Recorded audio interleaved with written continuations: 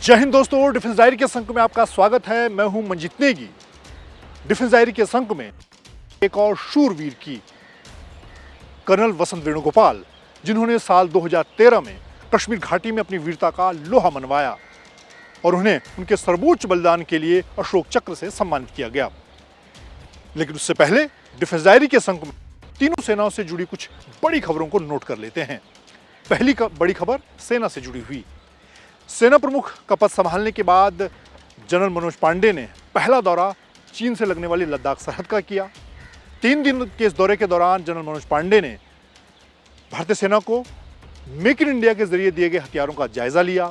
खासतौर से infantry convoy vehicle के अलावा यूएवी और छोटे हथियार जो पिछले 2 साल के दौरान इस मुश्किल इलाके में भारतीय सेना को चीनी सेना से मुकाबले के लिए दिए गए हैं।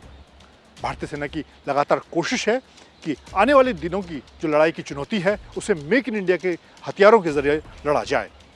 इसके साथ ही जनरल मनोज पांडे ने वहां पर तैनात सैनिकों का हौसला बढ़ाया। पिछले 2 साल से चीन के साथ जिस तरह का सीमा विवाद वहां पर चल रहा है उसको लेकर उन्होंने साफ किया कि कोशिश यही है कि इस मुद्दे को बातचीत के जरिए सुलझाया जाए। लेकिन भारतीय सेना की जो तैयारियां हैं उस लिहाज से आने वाले दिनों में चीन की किसी भी चुनौती से मुकाबले के लिए भारतीय सेना पूरी तरह तैयार है। किसी भी मोर्चे पर चीनी सेना को 1 इंच भी आगे नहीं बढ़ने दिया जाएगा। दूसरी बड़ी खबर वायुसेना से जुड़ी हुई। ब्रह्मोस सुपरसोनिक मिसाइल का एक्सटेंडेड वर्जन का सफल परीक्षण किया गया।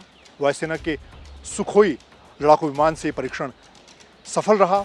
लंबी दूरी तक मार करने वाली इस मिसाइल की जो मारक क्षमता है उसको बढ़ाने का ये परीक्षण था। 300 किलोमीटर से 400 किलोमीटर की दूरी पर जो टारगेट था उस पर सुखोई के जरिए ब्रह्मोस मिसाइल ने सटीक निशाना साधा। और अब एक बड़ी और खबर भारतीय वायुसेना से ही। रूस से भारतीय वायुसेना के लिए जो 12 सुखोई लड़ाकू विमान खरीदे जाने हैं उसको लेकर रक्षा मंत्रालय और भारत सरकार ने साफ किया कि उसमें लगने वाले मेक इन इंडिया कलपुर्जों की मात्रा को बढ़ाया जाएगा। ज़्यादा से ज़्यादा जो मेक इन इंडिया के ज़रिए उसमें हथियार लगने हैं वो भारत में बनेंगे, क्योंकि HAL रूस के साथ मिलकर सुखोई लड़ाकू विमान को भारत में तैयार करता है। ऐसे में अब भारत की तीनों सेनाओं की कोशिश है, इस बात पर फोकस है कि जिस तरह से इस वक्त रूस और यूक्रेन युद्ध का सबक तीनों सेनाओं के सामने है उसको लेकर ये बात साफ तौर पर कही जा रही है भारत सरकार की तरफ से, रक्षा मंत्रालय की तरफ से, कि आने वाले दिनों में विदेशों से जो भी हथियार खरीदे जाएं उसमें ज़्यादा से ज़्यादा कोशिश यही हो कि वो मेक इन इंडिया के जरिए भारत में बने। डिफेंस डायरी में बात अब कर्नल वसंत वेणुगोपाल की। वसंत वेणुगोपाल का जन्म बेंगलोर में हुआ। साल 1989 में उन्हें भारतीय सेना में कमीशन मिला। भारतीय सेना के प्रसिद्ध मराठा लाइट इन्फेंट्री में वो शामिल हुए और उसके बाद लगभग 18 साल के अपने करियर के दौरान वो देश की अलग अलग सरहद पर तैनात रहे। जम्मू कश्मीर से लेकर उत्तर पूर्व और कश्मीर के अलग अलग हिस्सों में उनकी तैनाती हुई। उसके बाद साल 2006 में अपनी यूनिट 9 मराठा लाइट इन्फेंट्री की कमान उन्हें दी गई। साल 2006 में उनकी तैनाती कश्मीर घाटी में हुई कमांडिंग ऑफिसर के तौर पर, और करीब 9 महीने के कार्यकाल के दौरान उन्हें एक बड़े ऑपरेशन की जिम्मेदारी दी गई। उरी सेक्टर में खुफिया जानकारी के आधार पर कर्नल वसंत वेणुगोपाल को जानकारी मिली कि बड़ी संख्या में एक बड़ा आतंकियों का ग्रुप पाकिस्तान के कब्जे वाले कश्मीर से कश्मीर घाटी में किसी बड़े मिशन की तरफ आगे बढ़ रहा है। घुसपैठ की बड़ी तैयारी है। पुख्ता खुफिया सूचना के आधार पर इस ऑपरेशन को पूरा करने की जिम्मेदारी उन्होंने खुद उठाई।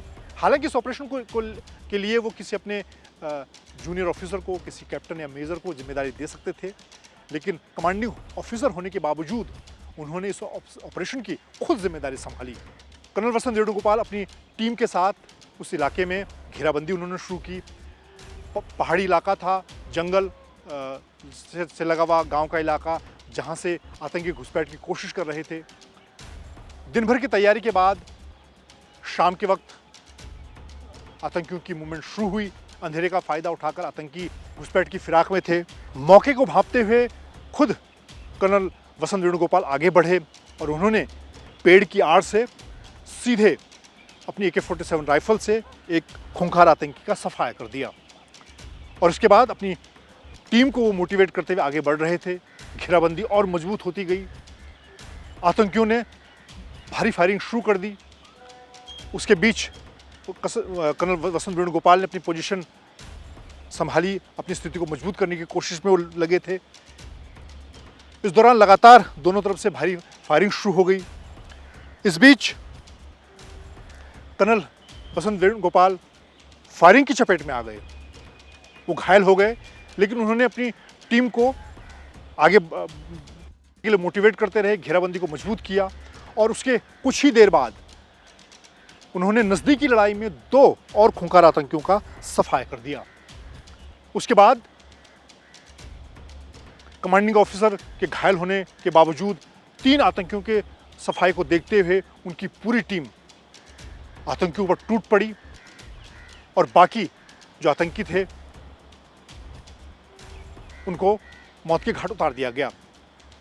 कुछ आतंकी वापस पाकिस्तानी के कब्जे वाले कश्मीर में भागने में कामयाब रहे, लेकिन इस सफल ऑपरेशन में कर्नल वसंत वेणुगोपाल, जो खुद इस यूनिट की कमांड कर रहे थे, उन्होंने इस बड़े ऑपरेशन को अंजाम दिया और पाकिस्तान के कब्जे वाले कश्मीर से जो खूंखार आतंकी उरी सेक्टर के जरिए कश्मीर घाटी में दहशत फैलाने की फिराक में थे, उन्हें मौत के घाट उतार दिया।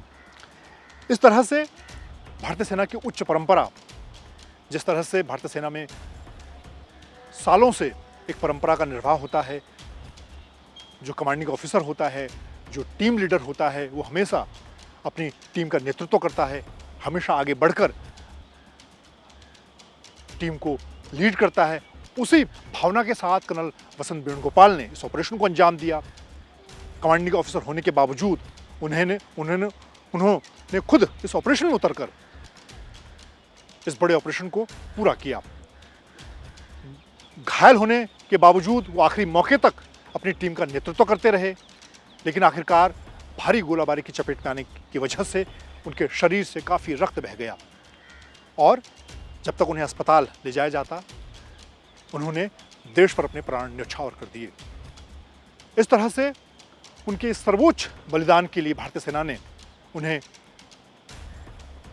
शांतिकाल के सर्वोच्च सम्मान अशोक चक्र से सम्मानित किया और एक सच्चा सिपाही, एक सच्चे अधिकारी होने का जो दायित्व था, अपनी यूनिट की कमान संभालने की जो जिम्मेदारी थी, उसे कर्नल वसंत वेणुगोपाल ने बहुत जिम्मेदारी के साथ निभाया। डिफेंस डायरी के अंक में आज के लिए इतना ही। हम लगातार डिफेंस डायरी के जरिए कोशिश करते हैं कि आपको भारतीय सेना और बल्कि तीनों सेनाओं से जुड़े ऐसे शूरवीरों की अनसुनी कहानी से रूबरू करवाएं जो आपने पहले नहीं सुनी। जय हिंद।